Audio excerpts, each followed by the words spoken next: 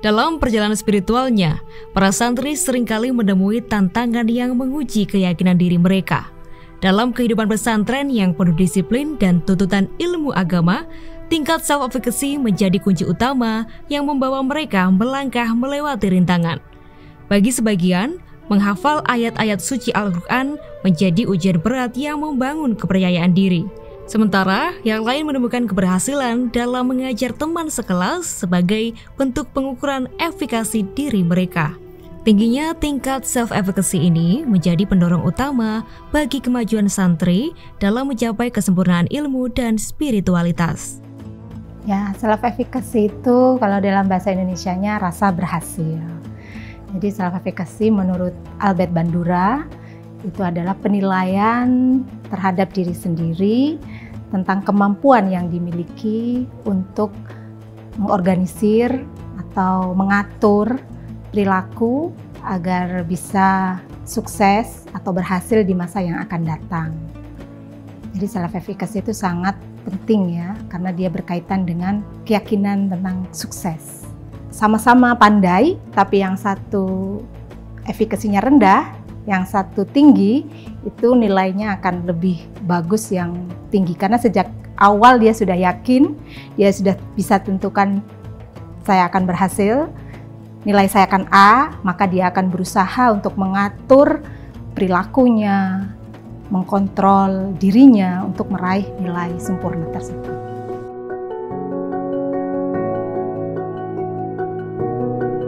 Ya, efikasi santri itu berkaitan dengan rasa berhasil dia hidup di pondok pesantren. Karena santri itu biasanya kan jauh dari orang tua, kemudian dia harus hidup mandiri dengan banyak orang, bahkan ribuan santri di situ.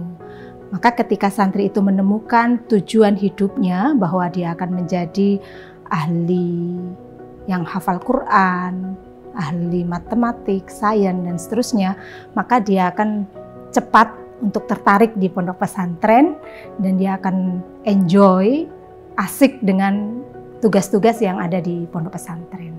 Ada 3 hal ya yang bisa didefinisikan dalam efikasi. Yang pertama adalah struktur kognitif atau penilaian diri bahwa dia mampu untuk mengerjakan tugas-tugas yang akan datang. Kemudian yang kedua, dia sebagai pengontrol perilaku dan dia pengatur pada dirinya sendiri. Dan yang ketiga, efikasi itu berkaitan dengan tugas-tugas umum. Jadi keyakinan dia untuk mencapai keberhasilan-keberhasilan di hal-hal tertentu.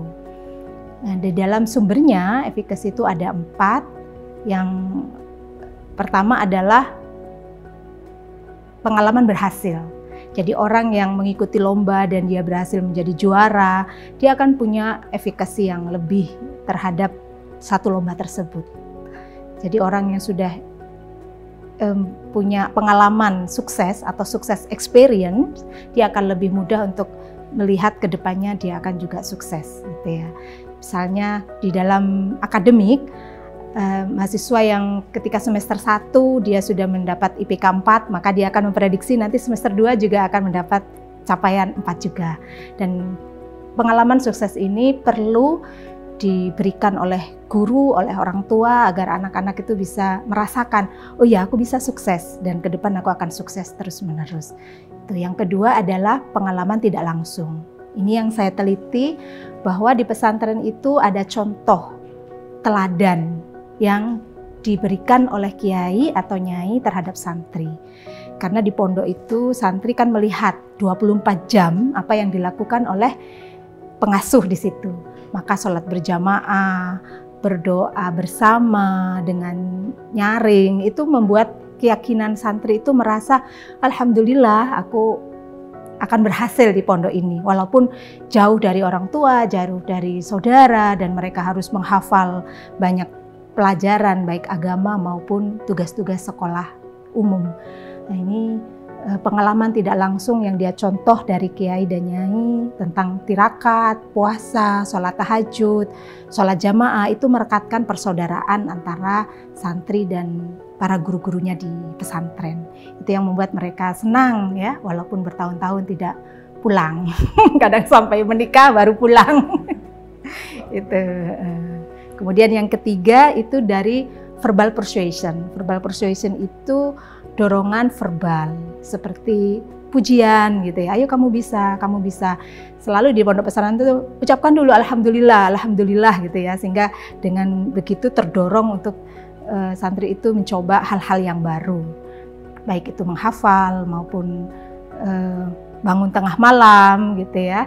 Dan juga jam 2 malam itu sudah deres Quran, itu sesuatu doa itu sebagai verbal persuasion yang bisa mendorong mereka untuk berhasil. Dan yang keempat itu adalah visual, fisiknya itu harus tenang gitu ya. Karena orang yang tenang, yang dia sehat, itu akan menampakkan dia lebih percaya diri atau lebih yakin dengan apa yang dia pelajari. Jadi keempat hal itu sangat penting di dalam membentuk keyakinan diri untuk sukses.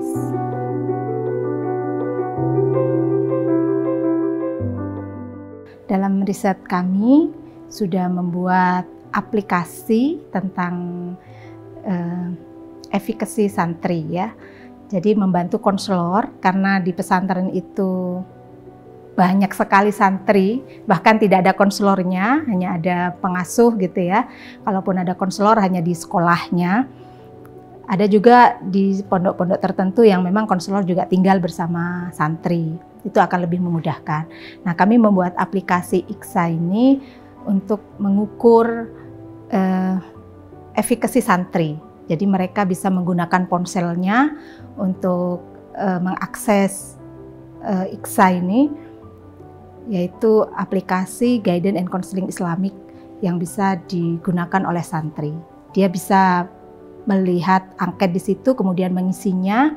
Setelah itu dia akan mengetahui skornya dia masuk tinggi, sedang atau rendah. Kalau dia rendah, maka konselor bisa membantu para santri itu untuk memberikan konseling agar dia bisa meningkatkan motivasinya, performansinya, persistensinya. Karena di dalam efikasi itu ada 3 indikator ya. Yang pertama adalah rasa mampu. Kalau dia rasa mampu itu ditunjukkan dengan dia tertarik untuk belajar, kemudian dia rajin di dalam belajar, kemudian juga santri ini bisa menerima dirinya bahwa dia hidup di lingkungan pesantren yang memang harus selalu belajar di situ. Kemudian yang kedua adalah performansi. Performansi ini kinerja ya. Kinerja itu ditunjukkan dengan indikator-indikator dia punya pilihan ya. Dia punya rencana individual bahwa target semester ini dia bisa menghafal sekian juz, 1 tahun dia bisa selesai kitab apa, bisa membaca kitab apa, itu mereka punya performansinya. Kemudian yang ketiga persisten. Persisten itu indikatornya adalah yang pertama dia berani untuk gagal. Ya, karena usaha itu kan tidak semuanya berhasil. Ada plan A, plan B, plan C. Ketika dia gagal maka dia akan bangkit kembali. Persisten, orang itu gigih untuk mencapai tujuannya. Kalau 3-tiganya indikator ini ada pada diri santri, santri akan lebih mudah menemukan tujuannya dan dia lebih persisten dan lebih punya performansi yang baik di dalam belajar. Jadi konselor bisa menggunakan IKSA ini sebagai media, karena di dalam aplikasi itu kami membuat materi-materi tentang efikasi secara Islam, kemudian cara-cara untuk meningkatkan efikasi itu bisa digunakan oleh konselor ketika layanan klasikal atau ketika acara pidato gitu ya, untuk diberikan informasi kepada santri. Kemudian angket tersebut bisa dijadikan sebagai asesmen awal bagi santri. Kalau anak ini efikasinya tinggi, maka konselor perlu memelihara. Jangan sampai dia turun gitu efikasinya, karena itu sangat membantu mereka untuk bisa mengatasi kebosanan di pondok pesantren. Karena temuan saya di pesantren itu banyak masalah ya, misalnya pada santri baru mereka sering tidak kerasan. Kemudian yang kedua juga time management. Ya, santri yang kurang memanage waktunya dengan baik, maka dia akan gagal di dalam mengikuti sholat jamaah, akhirnya kan efikasinya menjadi rendah, menjadi nggak kerasan, akhirnya pulang ke rumah. Ini jangan sampai. Dengan IKSA itu bisa menjadi asesmen awal bagi konselor untuk melanjutkan ke sesi konseling.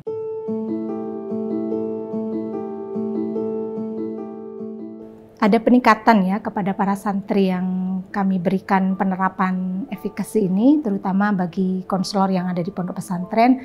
Mereka punya media gitu ya, mereka punya media untuk memberikan layanan klasikal kepada santri yang banyak di pondok pesantren itu.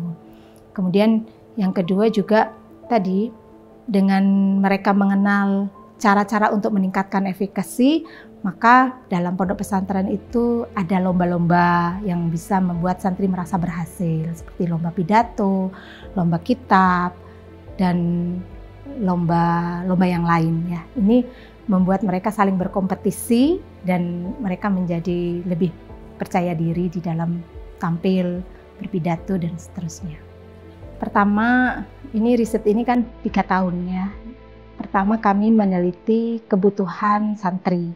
Pasti kebutuhan santri tersebut pada tahun 2021 ya, saat COVID waktu itu. Kami mengambil beberapa pondok pesantren, ada 106 santri ya, dan juga pengasuh 40 sekian, 43 pengasuh yang kami wawancarai dan juga mengisi Google Form tentang kebutuhan para santri ini. Kemudian pada tahun kedua kami mulai mengembangkan aplikasi sesuai dengan kebutuhan santri, yaitu tentang penilaian tentang kemampuan diri santri ini. Dan pada tahun yang ketiga ini kami juga mengembangkan video tentang efikasi, juga buku yang bisa digunakan oleh konselor. Jadi pesantren-pesantren yang kami teliti ada di Madura, yang diwakili oleh Pondok Pesantren Nurul Amanah, kemudian di Probolinggo, Pondok Pesantren Syekh Abdul Qadir Al-Jailani, kemudian juga pondok-pondok pesantren yang ada di Tebuireng, di SMA Tebuireng ya. Dari 3 wilayah itu kemudian kami kembangkan untuk efikasi pondok pesantren. Untuk meningkatkan efikasi santri, yang perlu dilatih adalah pengalaman untuk berhasil. Maka para guru, para ustadz, dimanapun, baik di sekolah-sekolah pesantren maupun di luar pesantren, itu perlu memberikan pengalaman yang sukses kepada santri. Jadi metode-metode experiential learning itu sangat mendorong para santri untuk mengerjakan sendiri dan melatih dirinya untuk lebih berhasil dalam mata pelajaran tertentu.